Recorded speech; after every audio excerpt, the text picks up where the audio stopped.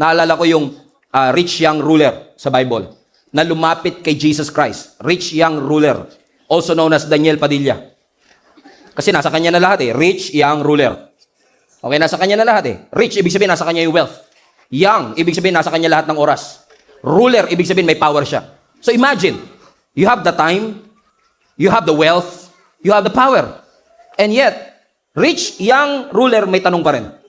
Alam niyo kung bakit? Merong God-sized void sa puso mo na hindi kayang punan ng kahit anong power, wealth, or time that you have.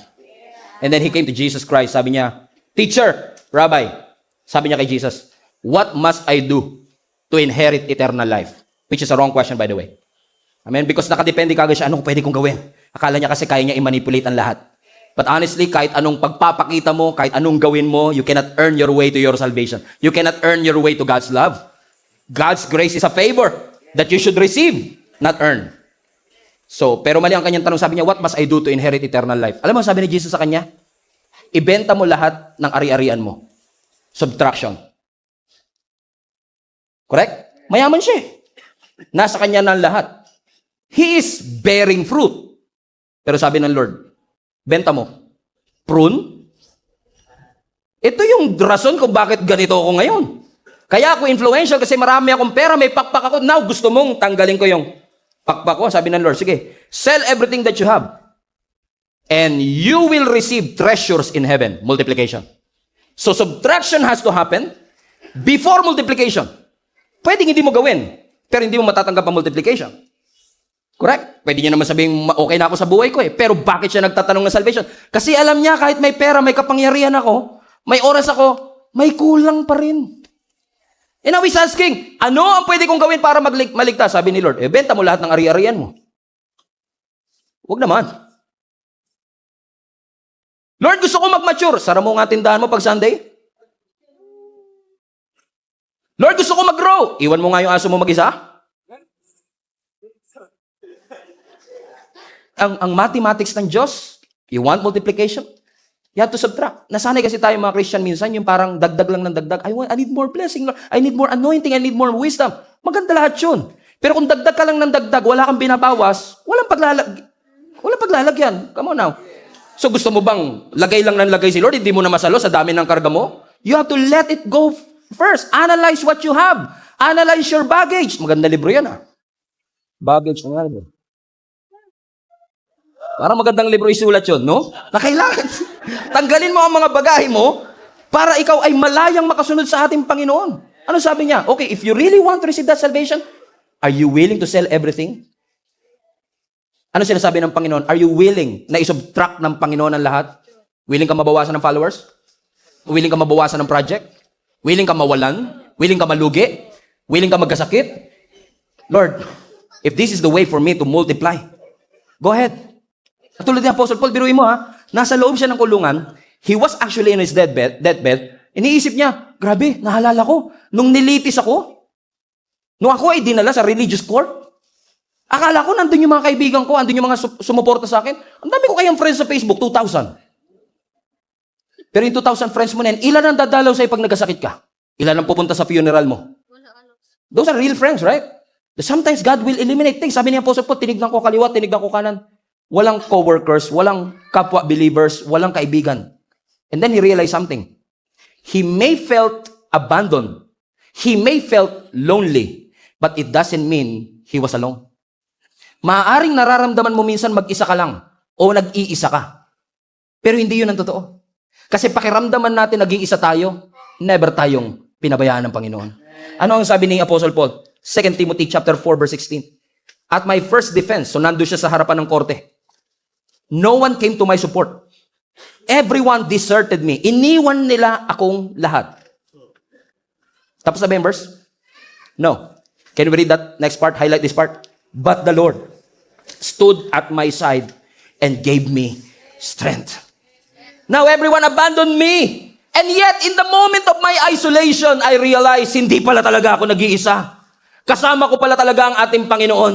Na minsan sa panahon na kailangan ko siya. When everything else is stripped away, kapag tinanggal ang lahat ng pakpak ko, I can still fly. Alam mo, darating ang araw na kapag ikaw ay marunong magtiwala sa Diyos, magugulat ka na lang. Akala mo, connection na nagsusustain sa'yo. Akala mo influence mo nagsusustain sa'yo. Akala mo education mo nagsusustain sa'yo. Only to find out that you are flying without wings. Why? As long as you have the wind, as long as you have the source, as long as you have your God, He will never leave you nor forsake you. Iiwan ka ng lahat, but the Lord will always stood at your side to defend you, to fulfill His promise to you. Hindi ka niya iiwan. Hindi ka ng Panginoong pababayaan.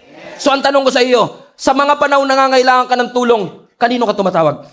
Ano ang una mong madali sabihin, kay Lord, kay Lord, kay Lord. But actually, pagka may financial issue, anong una mong hinahanap? Kumbay. Shout out po sa mga kapatid natin, mahal namin kayo. Amen? Eh buti ko anak ka ng kontraktor, di ka naman mayaman.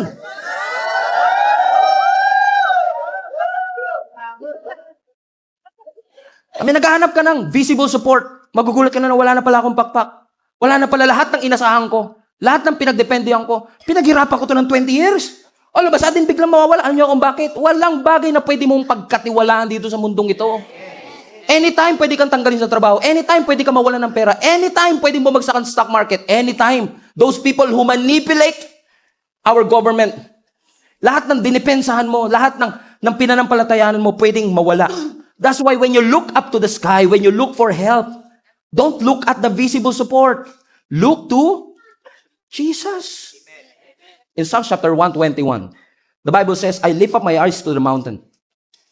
Tiningala ko ang aking mga mata doon sa kabundukan. And I ask the question, highlight this part, where does my help come from? Sabi ng psalmist, which is likely si David, tiningala ko ang aking mga mata sa kabundukan. And I ask myself, saan nga ba galing ang aking tulong? Now, for you to be able to understand this text, you have to understand that Psalms 121 is actually called the Song of Ascent. A-S-C-E-N-T. O pag-akyat. Ascension. Song of Ascension. Kasi, every year, during this annual feast na meron sila like Pentecost and Passover celebration, lahat ng mga Jewish people, kailangan nilang bumalik ng Jerusalem. And Jerusalem is a mountainous region. Mabundok. So, kung galing sila sa baba, papatawag sila sa Jerusalem, lahat sila akyat ng bundok. At kapag umaakyat na sila dun sa long, tiring, dangerous path, they are singing this psalm. Balik mo alak. So habang sila ay naglalakad, lahat ng mga pilgrims, paakyat sila ng bundok, they are singing this song. I lift up my eyes to the mountain. Where does my help come from? Pasinin niyo po yung statement. I lift up my eyes, highlight this part, mountains. Bakit? Kasi literally, mountains ang nasa harap nila.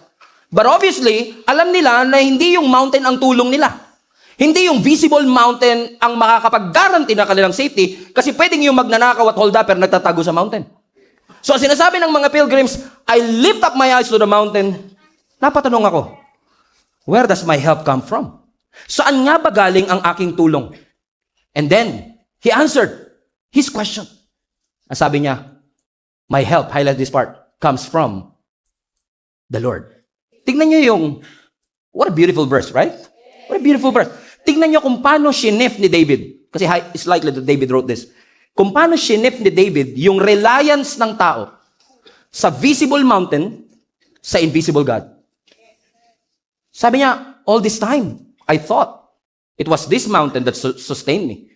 It was this job that fed me. It was this connection that allowed me to go to places. That it was my diploma that allowed me to experience what, all along I realized, teka lang, hindi pala itong mga visible support. Magandang may pakpak. Pero when I look up to the mountains, I realize, my help comes from, not from my bank, not from my government, not from my education. My help comes from the Lord, which is invisible. So ang tunay na tulong, hindi mahahanap sa geography.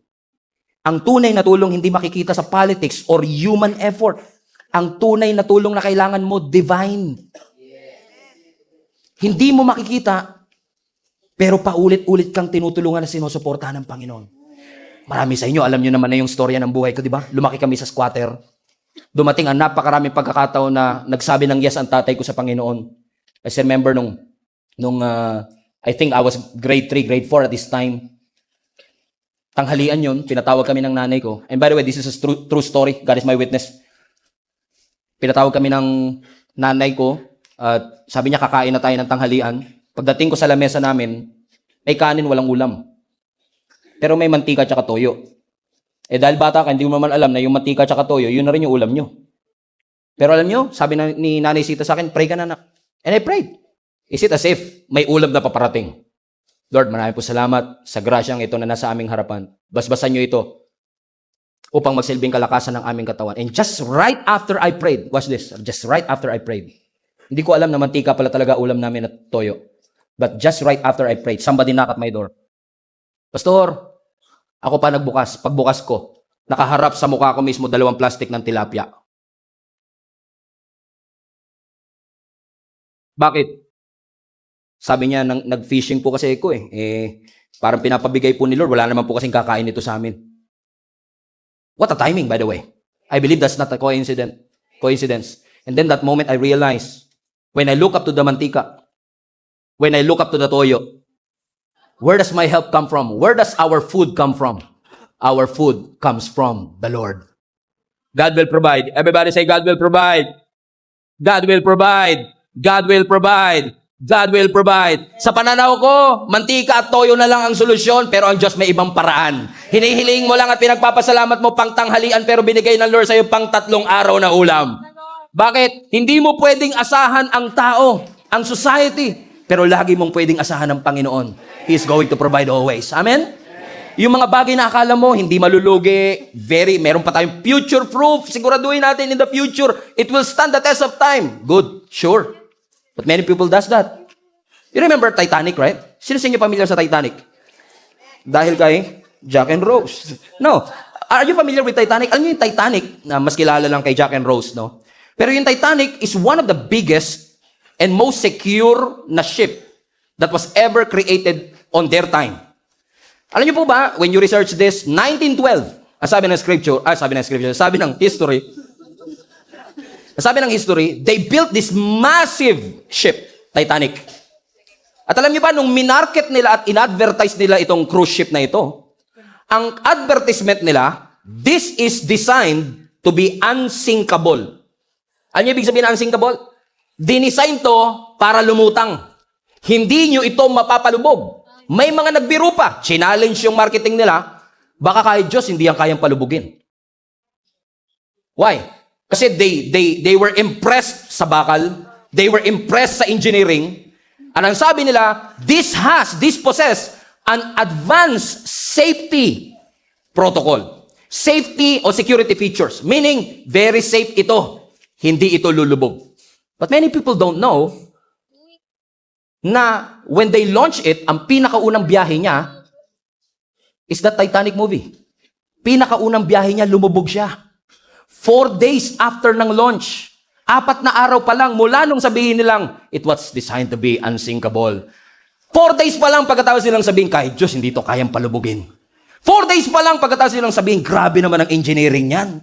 4 days pa lang pagkatapos nilang sabihin, grabe, it has the advanced security features. And yet, 4 days later, lumubog yung Titanic. Ano ibig sabihin mga kapatid? Impressive ang kanyang engineering. Impressive ang kanyang materials. Safe daw yung kanyang features. Maganda raw ang kanyang pakpak. Pero kahit gaano katibay, kahit gaano kaganda ang engineering, walang unsinkable. Walang bagay na pwedeng higit pa na safe sa harapan ng ating Panginoon. What happened to this Titanic? On the very first journey, 4 na araw pa lang siyang bumabiyahe, bagong-bago yung bakal. Bagong-bago yung engineering.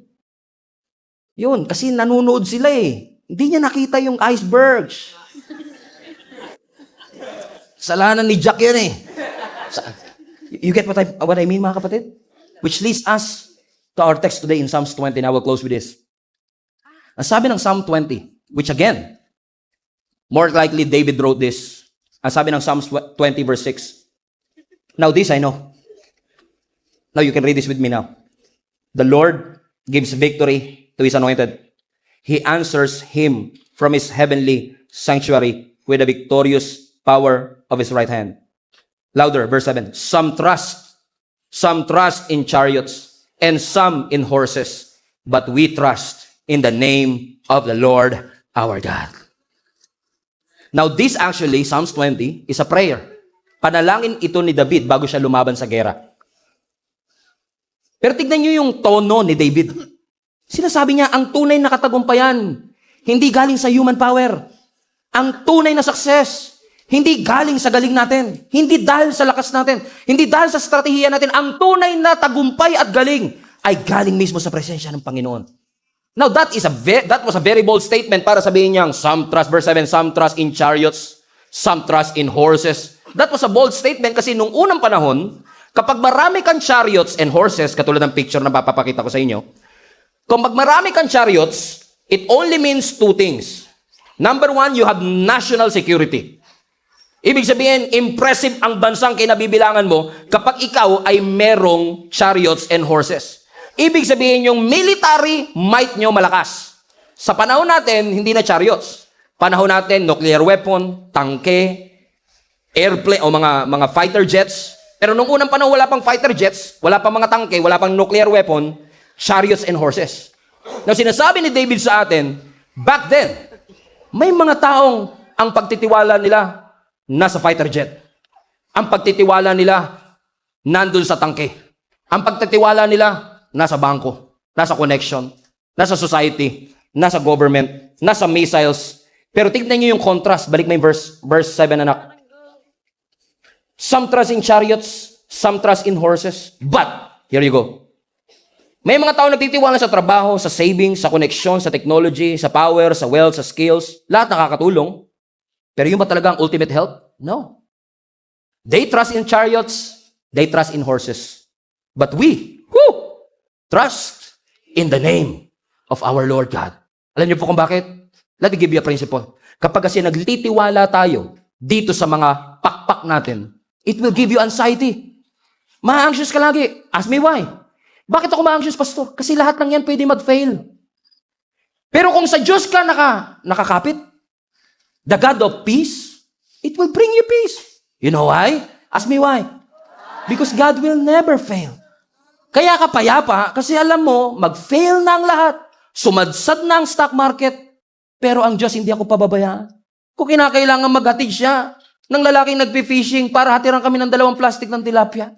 Kung kinakailangan na maghatid ng Diyos at kumausap siya ng raven para maghatid ng pagpapala kay Elijah. I believe that God will never allow each and every one of us to be abandoned. He will never leave you. He will never forsake you. Continue to trust in the Lord. Psalms 3:5, trust in the Lord with all your heart. Everybody say, trust in the Lord. Put that in the screen. Trust in the Lord with all your heart. Highlight that part, yung heart. Sinabi ba ng Bible, trust your bank? Sinabi ba ng Bible, trust your government? Trust the stock market, your savings, your influence, your manager? Trust your plans? Trust your followers? Hindi. Ang sabi ng scripture, trust the Lord! Ay, hold on. Di pala trust the Lord. Ang sabi, highlight this part, trust in. Interesting. Anong difference ng trust the Lord sa trust in the Lord? Now, when you trust the Lord, you trust what He can do. But when you trust in the Lord, ibinibigay mo ang iyong buhay. Pinagkakatiwala mo ang iyong buhay. So when you trust the doctor, you are saying, kaya niya yan. But when you trust in the doctor, willing ka magpa-opera sa kanya. Willing kang ialay, sabihin, kaya niya to. So ibig sabihin, ang tunay na pagtitiwalang binabanggit dito ay hindi lang maniwala ka sa kakayanan ng Diyos. Hindi. Ang sinasabi ng Diyos, sandalan mo siya. Huwag ka lang maniwala, sumandal ka sa Kanya. Kasi darating yung panahon, pakiramdam mo wingless ka. Pakiramdam mo powerless ka. Pakiramdam mo walang sumusuporta sa iyo. But God is teaching each and every one of us. He is the one who sustains each and every one of us. Nakakalipad ka pa rin ngayon, hindi dahil sa pakpak na nakakabit sa iyo. Nakakalipad ka pa rin ngayon dahil sa Diyos na nasa puso mo. At yun ang pinaka-importante sa lahat. Ang pakpak mawawala. Maraming bagay sa mundo ang mawawala. But your God is more than enough. He is more than enough to supply all our needs according to His riches and in glory. Ang chariot kinakalawang, ang kabayo sumisemplang, pero ang Diyos natin, He will never fail. Magunaw man ang mundo, maaasahan mo pa rin ang Diyos. Hinding-hindi ka papabayaan ng Panginoon. How many among you realize just now? Napakarami po natin nandito. We are flying without wings. Akala mo, wings pa nagsusustain sa'yo ngayon? Hindi na po. Diyos na yan. It is the miracle of God. It is the power of God. Ang dami-daming taong mas qualified compare sa'yo. Ang dami-daming taong mas magaling kumpara sa'yo. Ang dami-daming tao na mas deserving kumpara sa'yo. Pero ba't ikaw? Have you realized that ba't ikaw? Kasi may favor ka. Hinahayaan ng Panginoon na lumilipad ka. Akala mo, it was your ability, your skills that sustains you? Not anymore. God already pruned your wings. You are flying without wings now. And you're still airborne. Nasa alapahap ka pa rin. Bakit? Mabuti ang Diyos. Dakila ang Diyos. He will never leave you. He will never forsake you. Sa pagtayo ninyo, pwede ba kayo mag-high five? 3 tao, sabihin mo sa kanya, God will never leave you. God will never forsake you. God will never abandon you. Tignan mo katabi mo, wala nang pakpak yan, pero nakakalipad pa. Wala nang pera yan, pero nakakasurvive pa. Wala nang koneksyon, pero may favor. Amen. Walang material, visible support. But we have an invisible God. Divine help that sustains us through and through. Let's give praise to the Lord. Hallelujah!